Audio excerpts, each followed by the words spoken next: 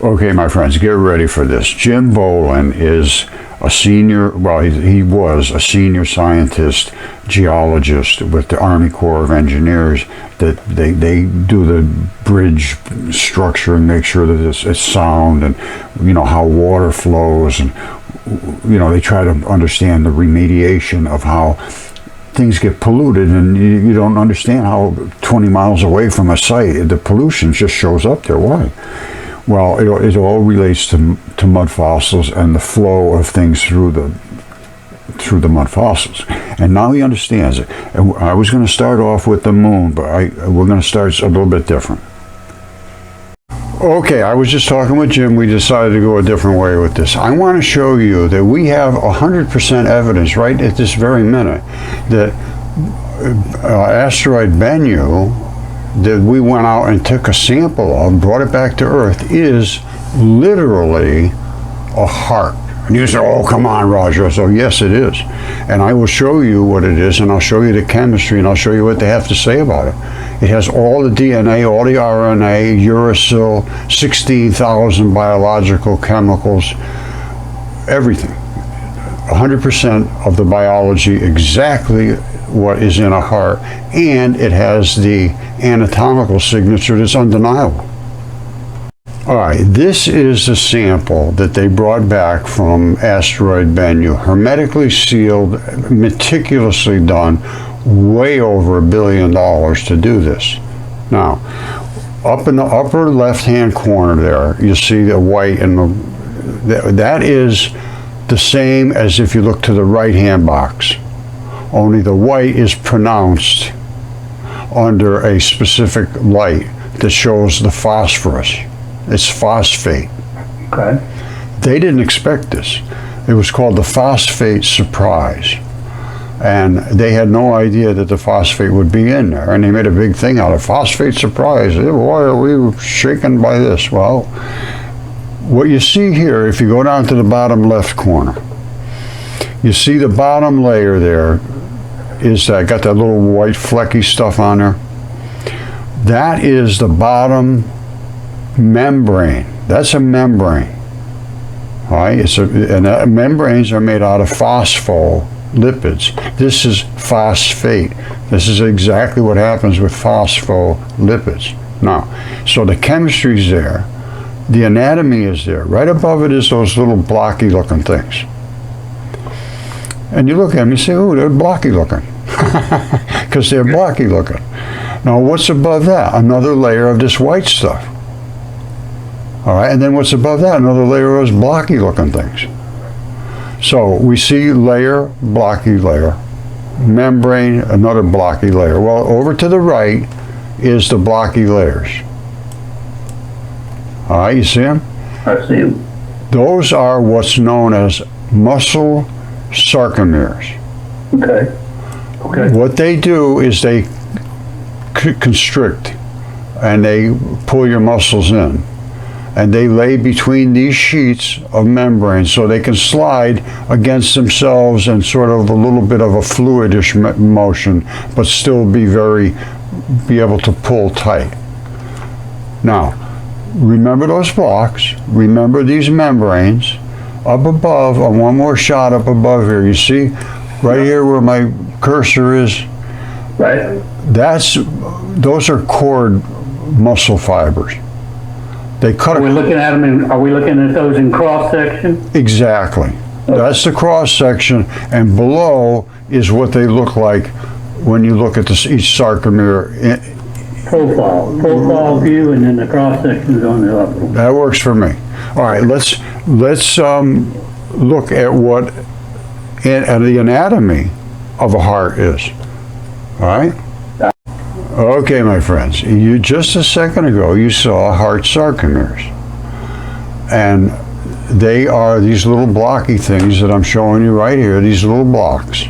This is real tissue right here. This is a heart attack victim. You see how it's all ripped up over here, Jim, on the left? Yeah. And over here, that it pulled the seams apart from the heart. I get a lot of autopsy pictures and so forth from injuries. That's the best place because you can see every little detail. And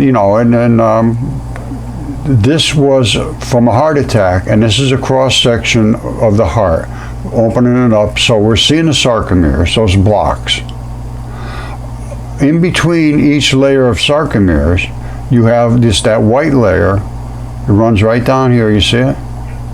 And one right up here. One down here. They just keep going, block, block, block, block, block. As big as the muscle is, as many blocks as is in the muscle, every block has a certain number of little filaments, which are connective tissues, that slide in amongst each other. And I'll show you the anatomical way it works in a second.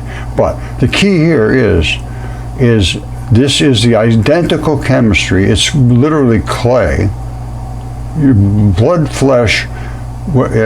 Bloody flesh turns into clay, and this is what it was. And it had the layers of phosphates, which is these phospholipid membranes, phosphates, and it is a heart. Now let's go back to looking at this one more time and the anatomical look of it.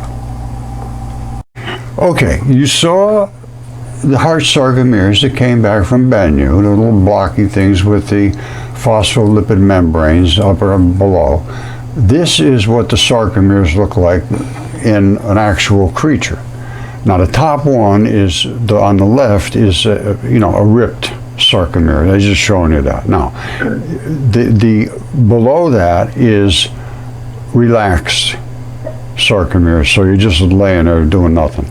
Okay. Below that is where the sarcomeres engage with each other, and they pull in. You see, the center line is still where the center line is, right, but both sides have pulled in. And that's the muscle, that does the heart back and forth, the beating, that makes the valves open and close. Yes, correct. It's contracting and expanding in the heart rhythmically. Now, with each heartbeat. Right. That's your heartbeat, and it's pretty much consistent until you need a lot more blood, and then this thing just starts pumping away like crazy.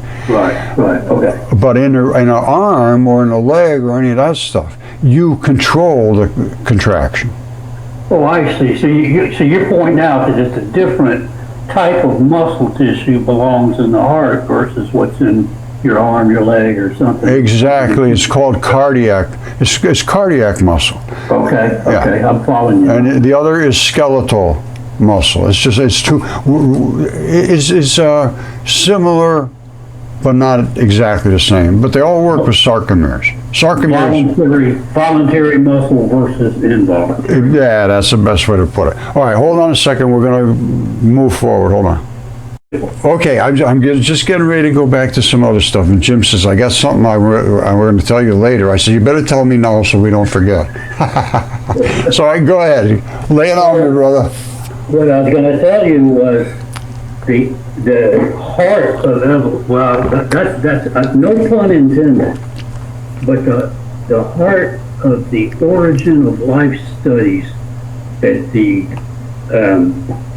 evolutionists use, in an attempt to prove that life formed on Earth and was not created by God. You understand most evolutionists are atheists, and they're not going to say God created. They're going to say life was created, the Earth created it. Now, the core of one of their major arguments is that these meteors and planetoids that crashed into the Earth carry these amino acids, all these amino acids, and they use that argument to say, all these meteor collisions with the Earth deposited a lot of amino acids, NH2 group. And from that, that's the argument that they use, when we creationists try to challenge them and say, well, show us how you think life formed on Earth. And then they say, then they use that argument, well, all these amino acids that were brought in from outer space, they're everywhere because the Earth was bombarded, with the meteors and the asteroids and, planetoids, and all those collisions deposited both water and amino acids. And from that's what they base the main part of their argument. I say the heart of the argument. Well, there's no way they can support this slime to life anymore. It's just it's a ridiculous, futile attempt to stay in control of the dialogue.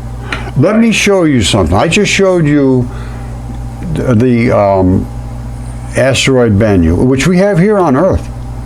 And they know what it is. It's got all the RNA, it's got all the DNA, but they say just exactly what you're saying. Oh, that might have brought that stuff to Earth, some other chunk of something. Where'd that chunk of something come from, first of all? Which is, I know what you were headed for, and that's where did that come from? Who made that? They're so lost. It's so beyond, and I can't believe that anybody can be that incompetent not to understand what they're being seen and having the evidence that we have in our hands, DNA tests and CAT scans and specimens. It's phenomenal evidence that you've got. It's phenomenal. It's way over the top.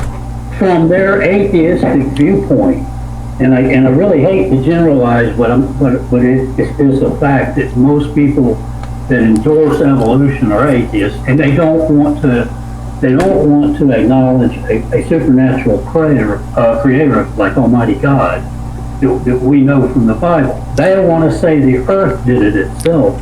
And yes, you've got it. You've got the source of their material that they claim. They claim that these things got deposited on Earth somehow, through rain or whatever, washed into a pond, all combined, and up comes an organism, or up comes a person eventually, Yeah. So you've got their argument, you've discovered the root of their argument, but you're pulling the string and saying, okay, well, where did this biological material originate from? Yeah. It's once you get into the chemistry, once you really understand chemistry, but they don't understand chemistry even. I'm not kidding you. Dipole electron flood theory is the only possible way that these kind of molecular breakdowns and isotopes and so forth can break down is because of enzymes, and enzymes are only created by bacteria. Yes. And bacteria literally are the workers of the universe, as far as I can determine. They do everything there is done. Yeah. They create the enzymes, but viruses are the programmers that program the bacteria. The viruses they're like an intermediary between life and not life, but they're programmers. They're like kids running around with little computers, and if something goes wrong in your body, they run over to a bacteria and they say, hey, wait a minute, we got something going wrong here. I'm going to reprogram you to go out and kill this thing. I know how to do it. I looked at him.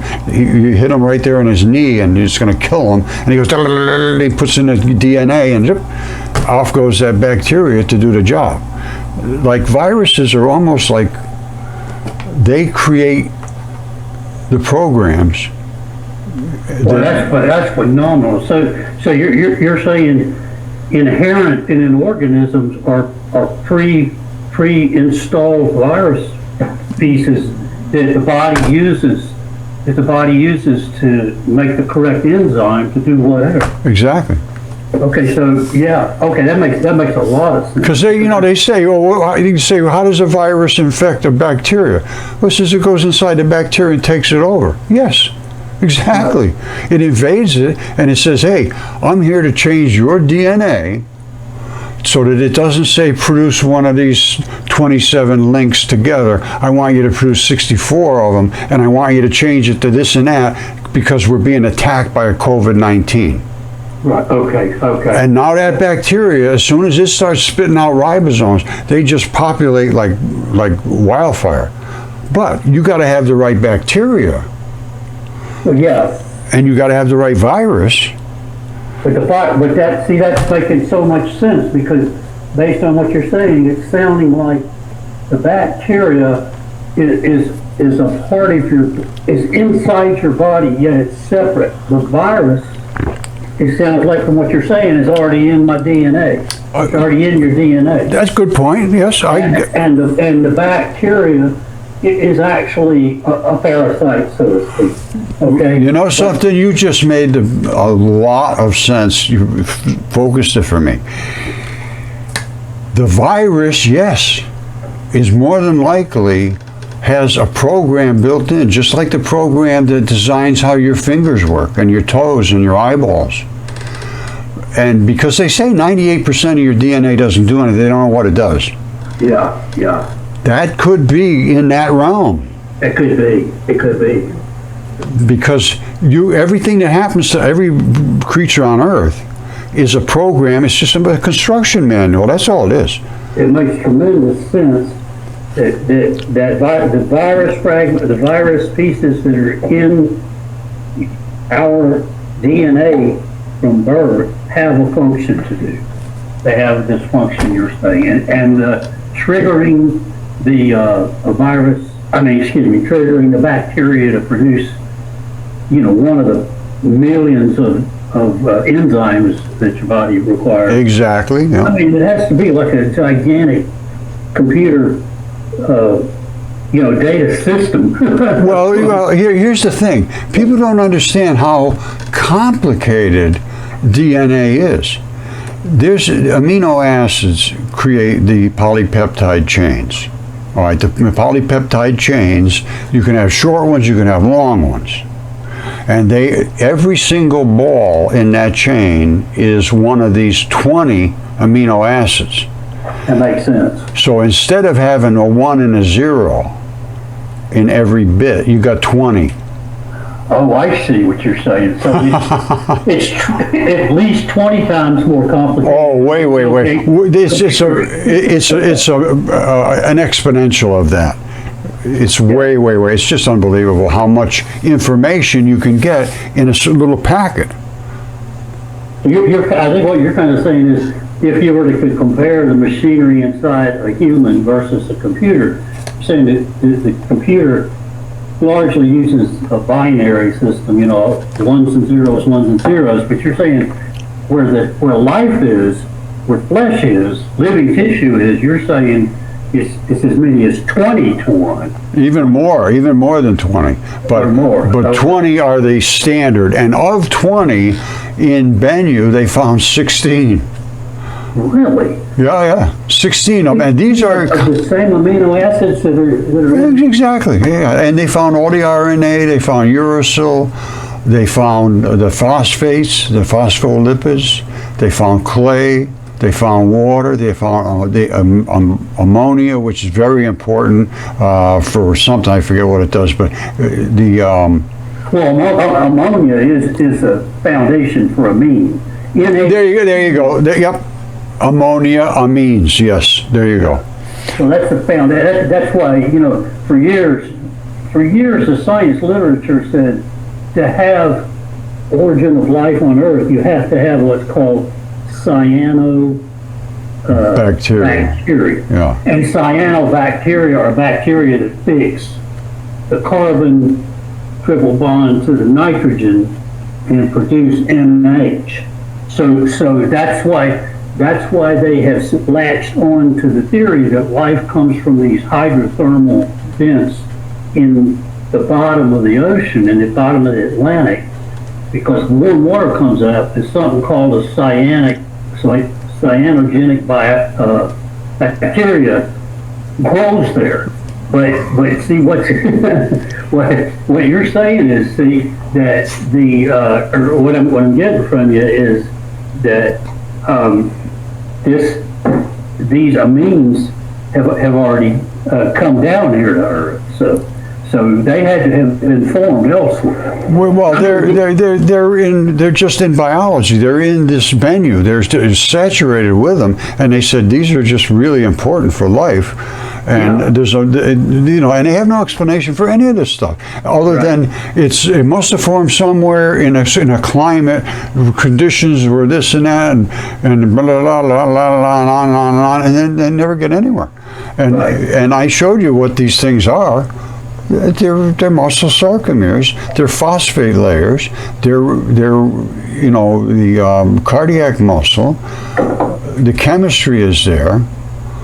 And you look at it. Did I show you the picture of the heart? Hold on a second. Go ahead. Hold on one second. All right, this is what Bennu looks like. This is actually Psyche, the one here on the right bottom. That's actually Psyche, but it is another heart. That is a heart. And those two are valves.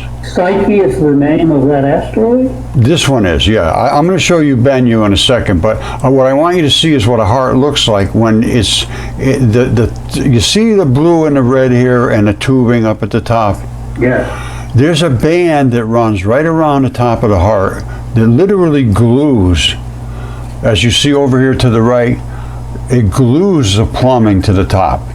Yeah. And there's red and blue blood there, and red and blue blood do not like each other, and it actually breaks right apart, and the plumbing falls right off. And you end up with what's down the middle at the bottom here is this, which is all the valves. And the plumbing, which is literally glued onto this, pops off. And the funny thing is, I work with autopsy people, and one of them, you know, I told him about this. I said, did you notice anything where the hearts, the valves come off the top? He says, yeah, I always wondered why they came off so easy. Oh. Yeah. You mean to tell me when he's preparing a body or whatever, and he has an opportunity to, you know, investigate that heart, he says the valve just comes right out? Yeah, the top pops right off. It's just like you go to the Home Depot when you get a valve and stick it. Yeah, you glue it right back to the top. And you know, and actually somebody told me they had heart surgery, and basically that's the way they did it. They just pulled the top off and did something and then put it back on. Well, they use pig valves. They use pig valves when they're doing replacements. So they must have just, you know, somebody must have discovered how easily the thing comes apart and how easily you can, you know, graft in something else. Because I had another guy that found a heart, and he saw the little red blood coming out of it, and he tapped it, and it broke right in half, and it still had soaking red blood in it, and it had, you know, I should show that. But let me go, remind me to show that, because I'll forget. Well, you were talking about Psyche and right. So Psyche here, you see up here that little ridge around the top. That's yes. Tendon. Tendon is an anchor, and that's what you got up here at the top. The white is the tendon. So to hold that valve structure. Right, and that locks the muscle to the body, so that it can twist and distort and do all the things it has to do. And that does not go away. That's why you see it there. But then you see the colors. You see the red and the yellow and the black. That's the colors of blood. That's for iron oxides. Now, okay, so it's durable. You're saying that tendon on Psyche there, that's durable. That's going to last. Oh, that'll stay there forever. Yeah. Hold on. Let me jump back to another window. All right. This is Bennu. Now I showed you Psyche, and it had 3 valves in the top. Now, if you just take your eyeballs and focus a little bit, over here I'm running my mouse around the valve. Right. All right. You see the center of it? Yes. You see these 3 little legs going toward it? I think this could be the tricuspid valve. I'm not sure. But what'll happen is that blood will come out of that valve towards us. Okay. And if you pushed it back, it would close that valve. Do you understand? Yes, yes. Backflow preventer type. A backflow would just close it up. Well, yes. A valve makes it go one direction but not the other, that's all. Okay. So that's coming in to us, or coming towards us. And the other one right next to it, to the right here, is just the opposite, it's going the other direction. It's coming into that one? It's going, that one goes into the heart. Yeah. The other one comes out of the heart. Okay, good. All right, so one goes in, one comes out. And then below, I believe this big one down here, I believe that's one big one right there. That's like the aorta or something. Oh, wow, okay. All right, now, this heart is not too big. It's less than a mile. And this one here, Can you see that? Okay, I see where your arrow is. I see the one white arrow in between them. That's all I see. All right, so I got to start. Hold on. People here can see it, but you can't. Hold on. Okay, so Jim says, is everything out there biology? I say, yes, it is. And he said, can you show me that? I say, yes, I can. And here it is. So good. And now what you're looking at there is a hip joint. And you say, oh, that is impossible. I said, no, it isn't. It's true. And I don't know how it got ripped out of somebody's body. It's just floating around in space out there. This is called Comet 67P, Germenko or something like that. It's a big, long name. Now, as you can see, that is a hip joint. A normal hip joint in a body, they fracture in a whole variety of ways, but they're just showing a vertical fracture and a neck fracture. But this one broke way up the line here. Now, what else would you expect from a hip joint? You would expect, I don't know, some tendons. There's going to be some muscle. There's going to be some blood. Well, I mean, there's going to be artery. There's going to be blood vessels. Let's see if we can find them. Hold on a second, Jim. Okay. Okay, so Jim, I said you would see tendons, you would see muscles, you would see some, blood residue, which is, by now it's just sort of a dust, mud. And here we're going to go right up to the bundle of muscle. All right, that's where muscle attaches right there. Now, that round spot, you see these little lippy looking things? Yeah. Those are muscle, rope muscle bundles. Now, that attached to somewhere up on the side of the leg or wherever. These strappy looking things are tendons. Those are tough as hell. Yeah. And they break right off basically where they attach to muscle. Okay. All right, now, all of this dusty looking stuff down here is blood primarily that ran out from the muscle, which is that round bundle here. All right, the big ball up at the end here is I think they call it the epiphysis, which is we know what it is. Anyway, let's go to another shot. Hold on a second, here goes Jim. Okay, we're back in action, and what do we see? To the left, we see Comet 67P, and the date is January 31st, 2015. That's 10 years ago. Now, and I got a hold of NASA and the European Space Agency, all of them back then, and I said, you see what's shooting out of that meteorite? And he's a meteor, a comet. I guess you call it a comet. You know what? Hold on a second. All right, so here I'm back with Jim again, and here's what we're looking at.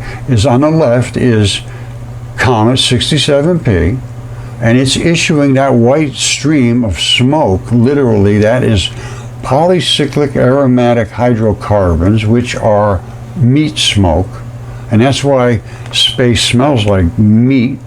As the astronauts say, they come in from a spacewalk, they take their suits off, and it smells like a sirloin. Now that's shooting out from an artery. And you say, well, how do I know that? Well, I'll show you how I know it, because I'll show you the artery. Now the one on the right is also being vaporized, and all it is the sun's hitting it in just exactly the right way at this exact moment to cook. The sun's rays are extremely intense when you're close enough to the sun. That's why as they come in close to the sun, it's not dust blown off them, it's barbecue gases. All of the ones that come up close, Halley's Comet, all of them. It's not just dust. So to the one on the right, what you see is blood vessels. Those are the little tiny blood vessels. You see them coming straight up in the bottom.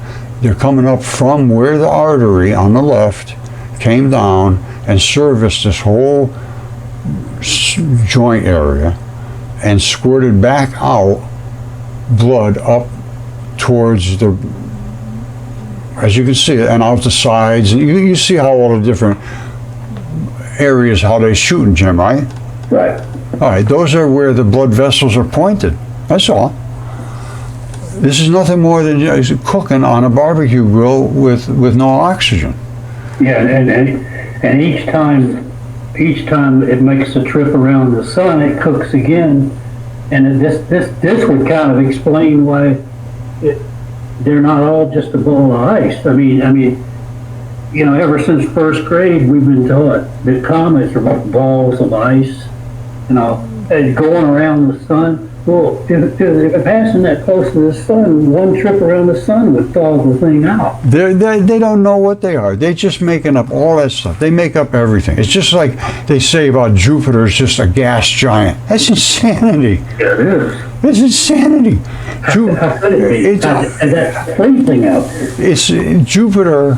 The atmosphere is extremely dense and heavy, yes, but that's because of the gravity of Jupiter. It's 350 times bigger than Earth. So, right, you'd weigh 350 times more than you weigh now. Right, and the atmosphere, right. The oxygen would be as heavy as really thick soup. So they think. Go ahead. All right. Getting back to these two, as they travel.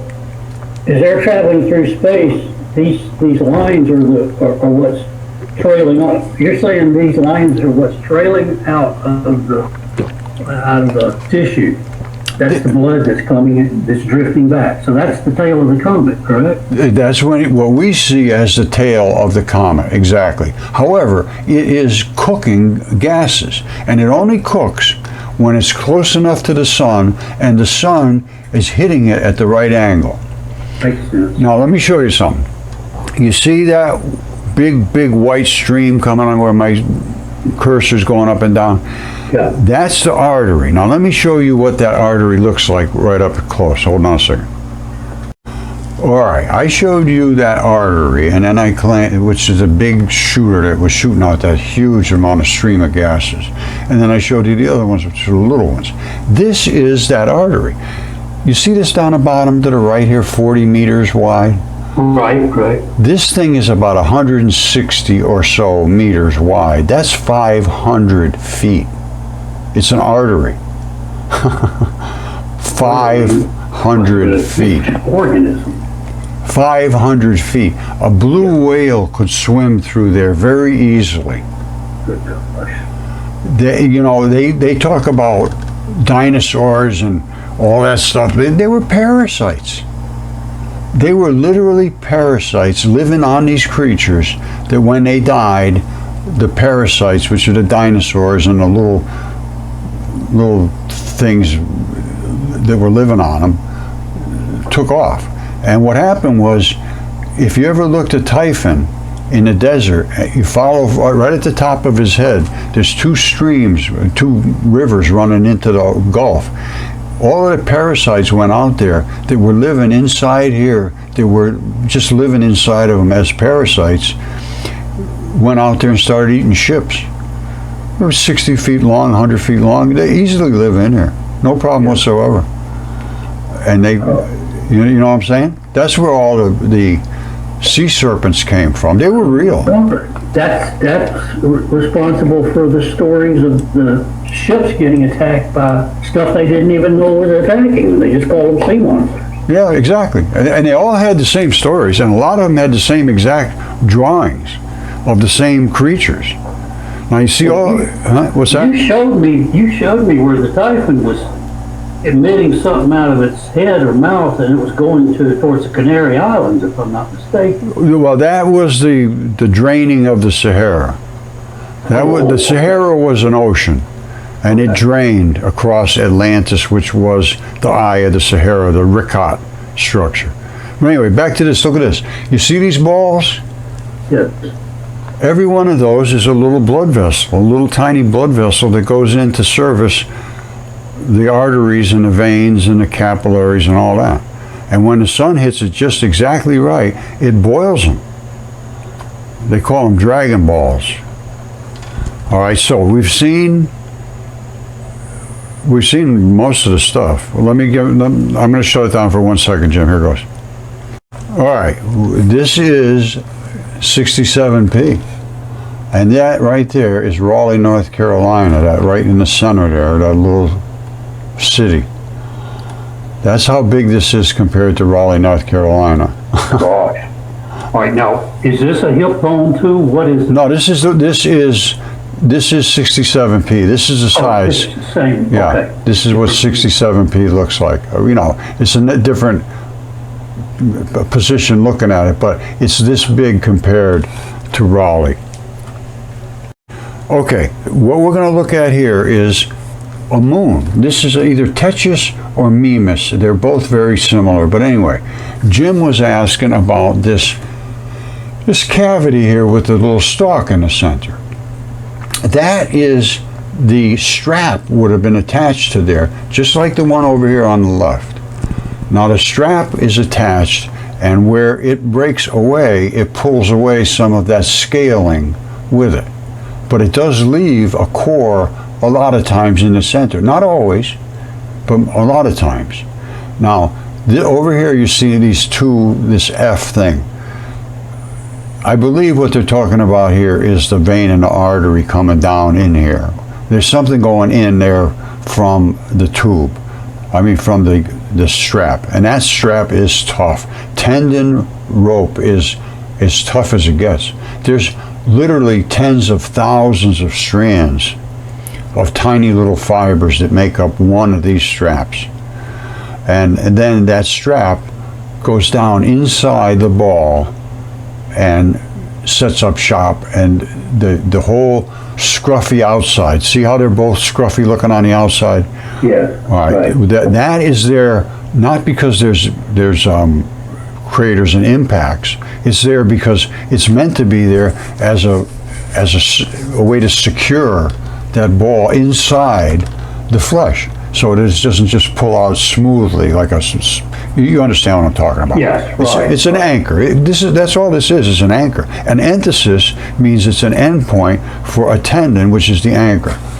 All right, so now we've seen this, and we see where it breaks. We see the scale that comes off. We see the tendon strap that is left sometimes, not always. And we see that there's going to be layers here.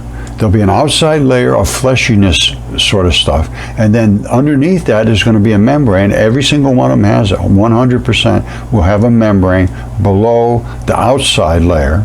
That's just the construction. And then there'll be another layer underneath there, which is the fluid-filled highway. And then below that will be the central core of these tendon anchors. And sometimes they're like a solid ball of metal almost. They have different types of cores, depending on where it is in the body. But like the Moki marbles and the Mars blueberries, those are the metal cored ones. And all the fleshy stuff has been either eaten or just eroded away. And you get down to just the center, which is the ball. Right. All right, now I'm going to shut it down. We're going to jump to something else. Okay. All right, here we go. You see the red stuff out here? And then you see yellow, and then here and there, like at the bottom right here, you see kind of some green, and then you see some blue. Right. And then when you get past that, you go back up to the green, then the yellow, and the red again, back, just like you're stepping off and stepping back up a staircase. Right. Because that's exactly what you're doing. What has happened here is this is our moon, and this is the dark side of the moon, but it's at this point in time it's lit up by the sun. We don't see this. That doesn't mean it's dark all the time. We just don't see it, so we call it dark. Now, the red is literally fleshy material that would have been right underneath the skin or the bone or whatever this enthesis, actually this is a Aponeurosis tendon.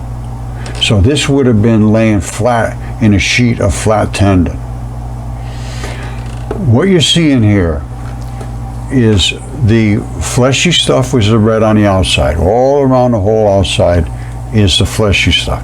And again, Those little divots and all that stuff are not impact craters, all of them. Some of them probably, but not all of them. It's clay. It's like a clay material. Now, just below that, you see this nice flat layer of yellow? Yeah. You see that? That is a membrane. That's a membrane all around. You see it? Right. Right. And what that membrane does is it separates this red stuff from the layer down below. That's what membranes do. And they're made out of phospholipids. Now, right below, something that nobody's ever known about is this green stuff. And the green stuff is the fluid-filled highway. And I think this might actually have some life in it. Because right underneath the membrane, I discovered, and I was the one that discovered it, is the fluid-filled highway that exists directly underneath this flat membrane. And nobody ever knew about this. And this is the green right here, which I believe is fluid. Or it's maybe it's not fluid, but it's some kind of plant life, some bacteria or something. Let me interrupt you at this point if I can. Yeah. Is the entire outer ring of that circle where the tendon ties in, or tied in at one time to the moon, to that ball? I mean, that is where it tied in, correct? Well, the main stalk was in the center, but it comes down with a flare of tissue with it, and the whole flare came up with the stalk, yes. Right, okay. So this could have been a hip. It could have been what? A hip? No, this, I can show you what this is. This is an Aponeurosis tendon. Oh, this is... Okay. Which, I'm going to show you what they are. I can show you exactly how these tendons lock in. Okay. And the strap runs up. You see how my cursor's going up that way? Yes. That's where the strap ran off this way. It was pulled away from the bottom from here and ripped this away. But it normally laid flat. The tendon would have laid flat right here. Okay. This is not the rope style one that comes straight up. This is a flat one, which is called Aponeurosis. We're going to look at... Oh, now I see what you're saying. All right, one of them is a rope style, and they pull like a whole tendon sticks straight up like the one I showed you before. Right, okay. And that usually leaves a stalk. This is an Aponeurosis, which is a flat tendon, and these are the things that girdle your body. Hold on a second. I'm going to shut this down. Hold on. All right, I told Jim there's several different types of tendons in your body, and he was looking at the Achilles tendon, and that is an interesting tendon, but it's not, I don't think, what we're looking at here, the one in space. What we're looking at is our moon, I'm sorry, the moon. I think it's an Aponeurosis tendon. Now, as you can see, Aponeurosis tendon is flat tendon. The white stuff is tendon, and they have balls that lock in, and I'm going to show you that from an injury. So this is the Aponeurosis tendon. These are the ones that are all over your body, your back, your sides, your stomach. It girdles your stomach in and holds tight, and there's a ball that's like flat against the strap. I'm going to show you those. Hold on a second. Okay, Jim and I are back on here. This is Aponeurosis tendon. This flat sheets of tendon is flat and it's tough as hell, and it's very pure basically. And the little straps, you see that strap running down through that tendon. It runs right through it, and there's a ball on the end of the strap. You see the ball, Jim? Yes, right. All right. That ball is an injury. That's supposed to be stuck down below as an anchor for that tendon so it can pull against it. Well, somebody pulled too hard and ripped the ball out. Oh, I see. All right, so that ball normally would be down here. And where your cursor is right now. Right, it should be stuck in there. It's ripped out. That's an injury. So whatever his injury was, or her injury, it ripped it clean out of the that hole. Right. They're pretty tough. But there's so many of them that you pop them every now and then, and every now you feel a snap, a pop. You might pop one, and they just heal without you even noticing. I think I've had it happen to me. I don't know. Who knows? But the point being here is that these straps grow right out from the tendon strap itself. Okay. And then come down through the strap, and the strap can pull up back and forth, and you follow me? Now I got you. It pulls in a lateral direction. Correct, side to side. So that might operate a calf muscle or something like that. Well, these are on your stomach muscle, your back, and all that. It's Girdle type. they're the girdling muscles. So they're designed to let you inhale and exhale, and it holds you together every time. Yeah, you tighten up your body. Those are the things you're tightening up. Your muscles you're tightening up too, but not like you're tightening these up. Now I see. Your muscles pull against these. All right, so if I were to try to associate this photograph with the one on the moon, I would say that the circle in the... Well, I'll show you how we're going to associate it. But before we do that, all of those little walls down in Peru and Bolivia and all those places, they have the bumps on them. That's these where they broke off the straps. Oh.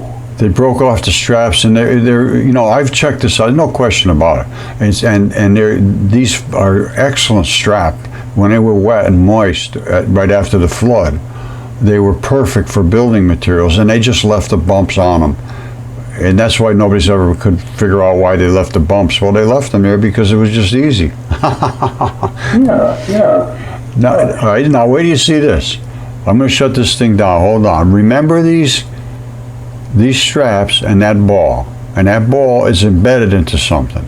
Okay. I'm going to show you one where the tendon itself eroded, but the strap and the ball is still there, and where it embedded below is partially eroded.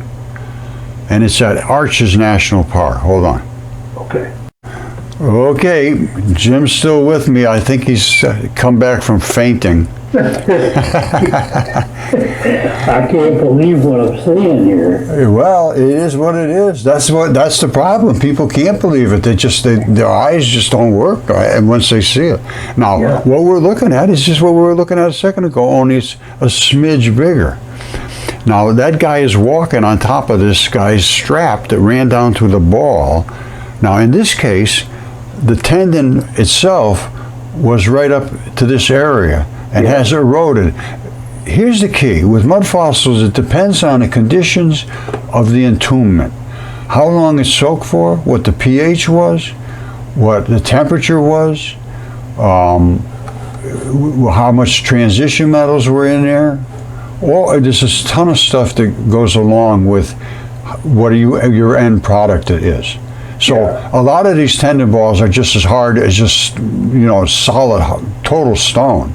And this could be from the same exact thing. And like I said, the walls in South America is where they just broke off these tendons.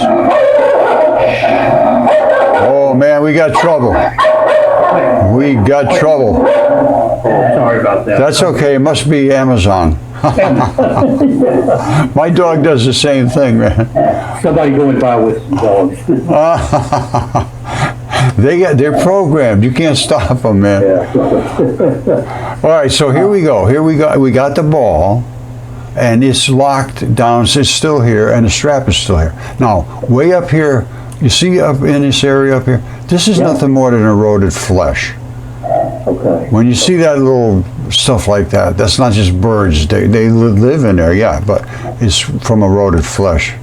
And this one over here to the right is one that broke off, and there's the center stalk. But it broke off, and most of them have, and if I was this guy, I'd be a little careful.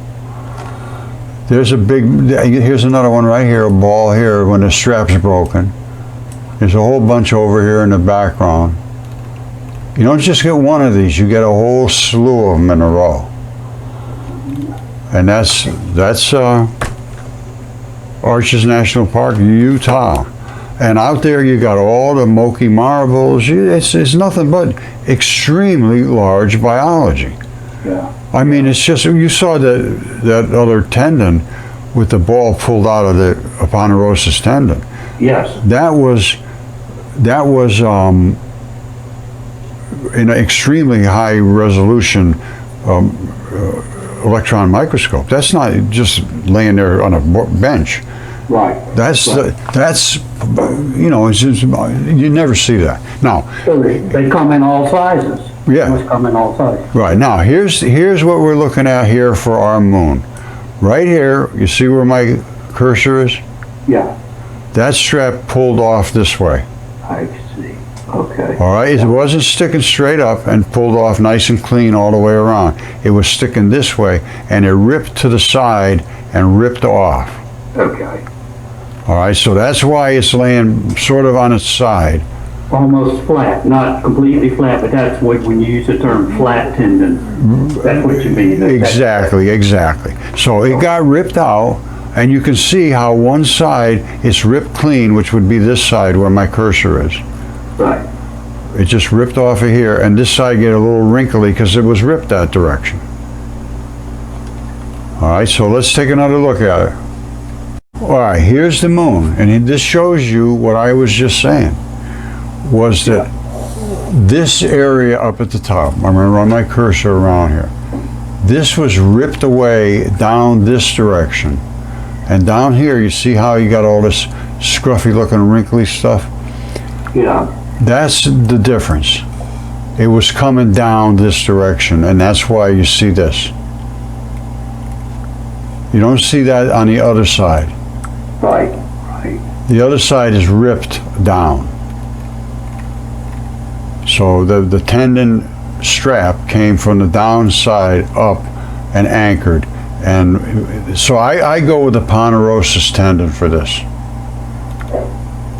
Now, the two holes here, the darker one here with the little pinchy in the center is the vein, and this is the artery. Okay. And these two over here, I believe, are I think maybe nerves. I'm not really sure, to be honest with you, but there's certainly a biological function for them. You see one of them's got the red around it, Right. and the other one doesn't. That's just the way it works in biology. You always have, you know what? I know what it is. This is for the lymph. This is for the fluid-filled highway. Gotcha. This is Yeah, because it's consistent with the yellow part. Yeah. So when the lymph decays, it looks that color. Yes, that's it right there. It comes down and it sits right on top of this blue layer, and it's yellow and green and all this. And lymph carries the poisons in it or away, right? Well, the lymph, lymph carries all the toxins, enzymes, bacteria, viruses, all through your body. Oh, okay. And it services only the layer below, well, not so only, but it's primarily the layer right below the membrane. It's your fluid-filled highway. That's the thing I discovered, was the fluid-filled highway. That's it. Right. Now that I'm thinking about that, that's exactly what it is. Because you're always going to have one coming in, one coming back for that fluid-filled highway. Okay. It doesn't just flow around the body. And I just did a video about this yesterday or the day before, how that is a whole separate organ system. And without having that flowing freely, you get lymphedema and lipodemia. You know what those are? Well, I'm thinking one is demia. It must mean a sickness of the fluid. But I don't know. Well, I'll tell you what they are. Lipodemia is a fat, you get huge, enormous fat legs. And it happens, happens in women. And it's because the fluids can't flow back up the leg. They go down and they can't get back up. And everything just, it can be really bad, man. And the other one is lymphedema, which is virtually the same thing, because they're both lymph associated, but the lipodemia is also associated to a change in the fat.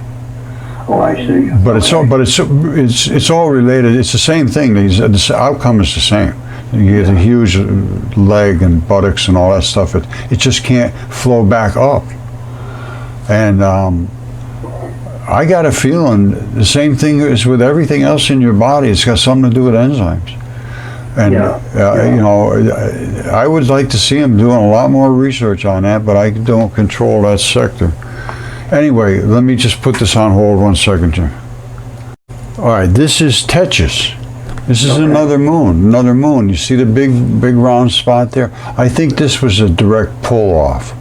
Mimas has the same thing, only has a stalk. Like I say, it just depends on how it got ripped off. But I think this was a straight in tendon. You see how it's totally round, Jim? It's almost a perfect circle. Perfect circle, yeah. But you can still see right here is the core.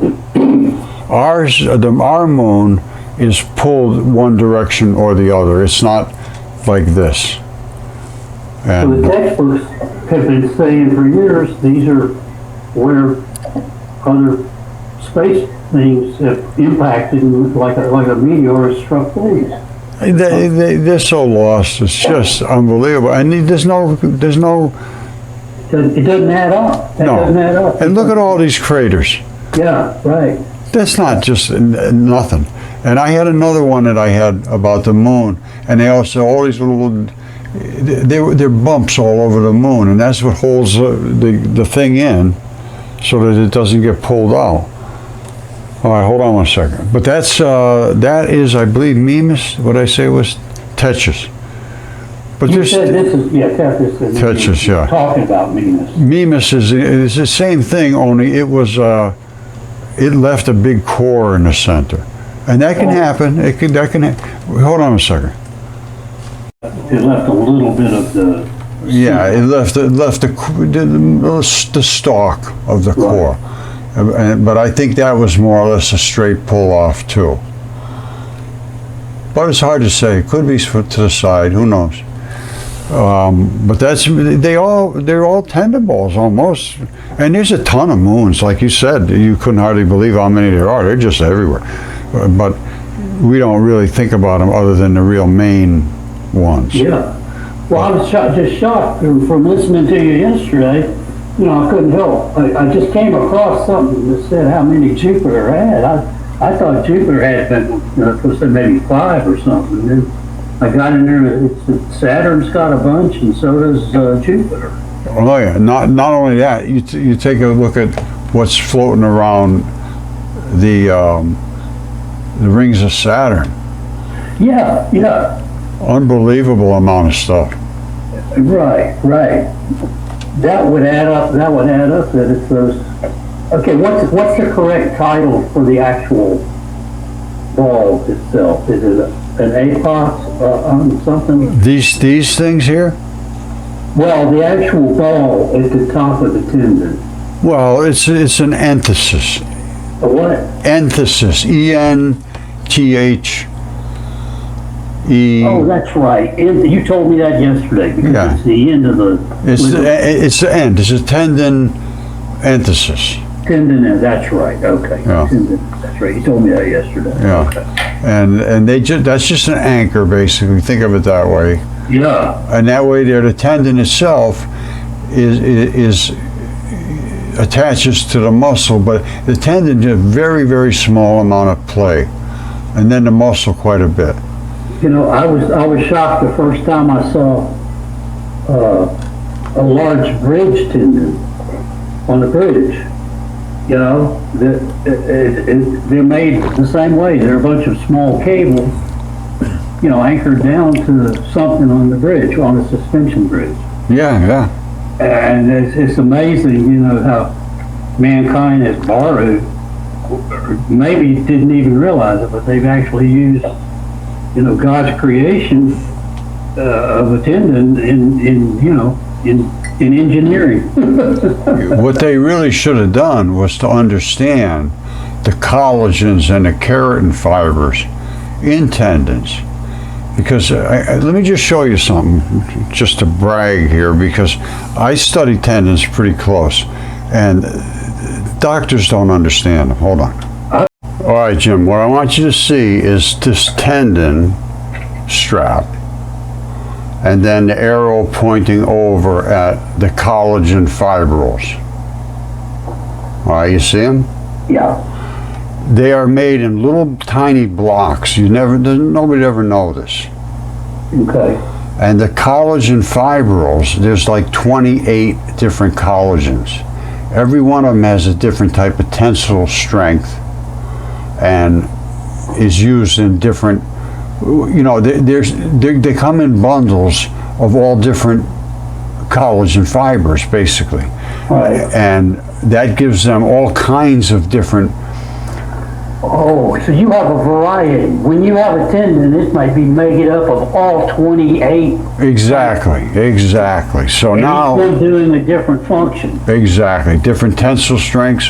One of them holds you tight until it gets to 50 psi, and one of them takes over at that, and one of them takes over at 200, and whatever, that type of thing. I see. So they all are a different design and function and purpose. At all different molecular construction, basically. Think of it this way: different elasticities, and different tensile strengths. Got it. All right, hold on. I'm gonna switch to something. Hold on. All right, this is a rope style tendon, and they break off flat as a pancake because, as I just showed you, they're blocky. Now, it starts out with a round rope, and that comes down into square chunks, and you'll see those sometimes. In this case, it's come down to the round one, then down to the hex one, down to the round one, down to the little tiny fibrils. And that's what we're looking at, is the little fibrils that are inside of the next bundle, which is inside of the next bundle, which is inside of the next bundle, which is in the next. You follow me? I got you. You couldn't even imagine how many fibers there are in one of these tendons. It's beyond a calculation of any known. Oh gosh. It's just unbelievable how many fibers there are. All right, hold on 1 second. All right, Jim wants to consider some things that he's been thinking about. Let's go ahead, Jimmy. Okay, so if the giants that drown in the flood, and which there's evidence for that you find, around Connecticut and some of these parts that are out west, whatever, where we see what you call nucleophilic substitution. I just wanted to say that you could support that. That could be supported with the fact that the floodwaters were known to be hot water. So you would have, during the flood, you would have a mixture of hot water and crustal material. And the crustal material would have the feldspar and such as that, and even some of the other minerals, biotite, both plagioclase and orthoclase. And as the flood waters cooled off, these giants would literally be pickled or preserved by this nucleophilic substitution mechanism, and they would be, intact to this day, which pretty much to me explains why the pieces of them that you found near your home are basically what you call mud fossils. I mean, they're made from hot water that had calcium, silica, orthoclase, all the things we call clay minerals in geology. All those constituents have substituted into these body parts. Do you agree? Yeah, absolutely, no question. And it all depends on where the body part was, first of all, what it originated as. Was it a lung? Was it a kidney? Was it a heart? And the blood is the preservative. It's just amazing. The blood is the best part that preserves things the best. And that's from the iron? That's from the iron that's in the blood? Yes. Okay, so the mixture of the blood from the organism and also being infused with the hot water and the hot water bringing in additional minerals, because I was under the impression when you took some of your samples of the body parts from the giants and had them analyzed, they also had not only iron from blood, which you would expect, but did you not have both plagioclase and orthoclase and all the feldspar? Oh yeah, it would have everything, but it had everything. Yeah, Okay. I mean, it's the body parts are intact, and they're like you say, the plagioclases. Feldspar is the coating. Feldspar is the membranes. Okay. Feldspar is the membranes. It's aluminum silicates with other inclusions of whatever. Right. And they coat virtually almost every rock. Okay. Right? They make it like, they claim 65% of the surface of the earth or something. Yes, right. An enormous amount. But they don't make up that. They encrust. Okay. 65% of the earth. You break them open, they're not they're not feldspar. They're not feldspar. It's more iron. I'm thinking it's more iron. Okay, whatever. It could be anything. But the outside is going to be membrane. The membrane is feldspar, but feldspar is aluminum silicates. Aluminum silicates are phospholipid breakdown. Okay.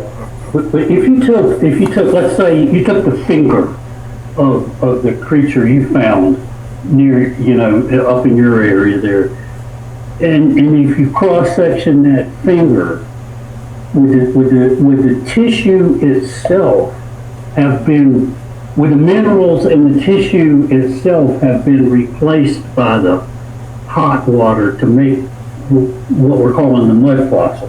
All right, here's the way it works. You take the outside skin of a finger. That is a membrane. Okay. All right, now, it will allow things to come in and it will allow things to go out, but it is a protective, basically like a rubber bag around your fingers. All right, now, once you get inside into the fleshy part, you still have membrane after membrane after membrane. There's a membrane at the bone, there's a membrane at the tendon, there's a membrane at the muscle, there's membranes. Now, every one of those membranes normally works with some invasive chemistry because we live based on nucleophilic invasion. I see what you're saying. Well, every time you absorb any kind of food, your membrane has to say, is this something you want to take in, or yes or no? That makes sense. All right, and if inside your cells, if it has to expel it to get it out, head it down towards the lymph nodes, it says this stuff is garbage, get it out of here, and it lets it out. So now, they're used to working with certain chemistry. So what will happen is in this environment where you don't have the ability you don't have oxygen, and the thing is dead, and the fluids are still very fluid and hot and moving, and there's a lot of silicates. The silicates were the key because they created platypolar, they created the clays basically. Right, silicates you consider them platypolar silicate clays. Yeah, correct. Right. Silicates. Those are what you find in the crust of the earth. Yes. Right. But those came up from the ocean floor because they were the siliceous ooze. Yes. All right, which is about, I think it's a couple of miles thick, and it sits on the ocean floor. Silica is the key, and that's what Yale put in their paper. exceptional preservation of soft-bodied creatures due to silica-rich oceans. Okay. And they had no idea why they were so rich in silicates, and they would and it's never been like that again, because we haven't been hit by Venus again. Right.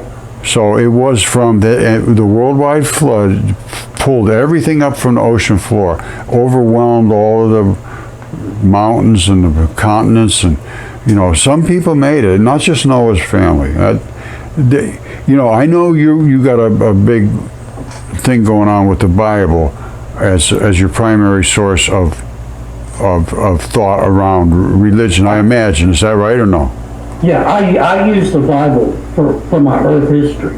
Okay, right, okay, and as well as the Word of God. But I do use the Bible and the Bible timeline for Earth history and also ancient history. And I'm not far off from that. No, I at this point, I go with Velikovsky. Yeah. All right, because Velikovsky did the actual physical research. Now, if you take any ancient text, I don't care what they are, somebody's going to be changing it and doing this or that, or adding an S to a Y or something. There's going to be some screwing around. Now, Right. the only ones that I really, but that's just natural. You have to look at enough stuff so that it makes sense in an overall sense, not so that it makes sense just one thing makes sense. Right. But it requires taking everybody's point of view, Ovid and Hesiod and Apollodorus, and the Bible, and the Colburn Bible, and Islam, and everything. Because even like Islam, I think it was Muhammad or one of them, he said that Adam was 99 feet tall. Okay. All right, so they knew, everybody knows something. Right. So you take it all and put it together, but Right. That's correct. But it's a strange story, man, and especially when you go back to this earliest text. See, I think that mainstream science can buy into much of what you're saying, and this is the reason. I just looked up on AI fossilization. Okay, now your mud fossils are made by, I guess the catch-all term is fossilization. Okay. Well, let me make it more general than that. Preservation. Okay, but now what mainstream science says is fossilization is pretty much done by mineral replacement, and I think there are two schools of thought coming together. Yours being one, and mainstream science being one. Your preservation includes not only minerals coming in and getting past these selective membranes. Your fossilization has to do with tissue itself fossilizing. Yeah, absolutely. Tissue itself becoming solid. The blood, the iron in the blood. Okay, so now you have a mixture of both, which I think would make it an even more well preserved fossil. Which is probably the reason your ghost on your desk and the finger you've shown and the lung you've shown are solid. They're good and solid. So the iron itself from the interior of the creature and the incoming minerals that get past the membranes that the membranes allow in together, form these really sturdy fossils that you have in your lab there. Yeah, well, they all have a lot of metals in them because the blood has the metals, in small amounts, and they add to what they call the ligands, which they come in and they just stabilize, but they're used to going in and out through the membranes. They allow them to come in and out but they're polar, so they have an affinity to attach to something. So when they're coming in and out, all of these chemicals that normally come in and out of the membranes that are allowed, but they normally have attachments to them. And they'll have attachments. They'll come in and there'll be nowhere to go. And so they end up finding somebody to get the stability with. Right. Okay. It's a little complicated, but it's not that bad. But a lot of it breaks down to the fact that there's a lot more chemistry than they claim, because I see what you're. Now I see your point. For my proton is 1840 dipoles. Yeah. That gives you a lot of screwing around to do, where you can have a lot of variation.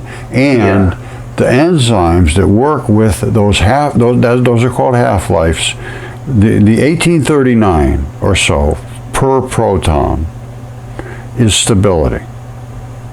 If you go to 1500, it's not stable. Makes sense. It starts to decay, and then it tries to get back to stability. Sometimes they go down, and they give off everything and go down. Sometimes they bump up. It depends on how much pressure they're under, how much heat there is. There's all kinds of things going on with the chemistry that they don't understand. Okay. I'm so enjoying you undoing the columnar basalt explanation, because your ligaments show. I mean, I can't see how rock would fracture in that what would cause a surface of rock to fracture such that it forms columnar basalt. Here, hold on. Let me show you something. Hold on. Stick with me. All right. The other thing I was thinking about is at some point in the Egyptian history, and I don't know if it was about 1500 BC or not, they started to smash the faces off of the gods and to replace them with new gods. Oh.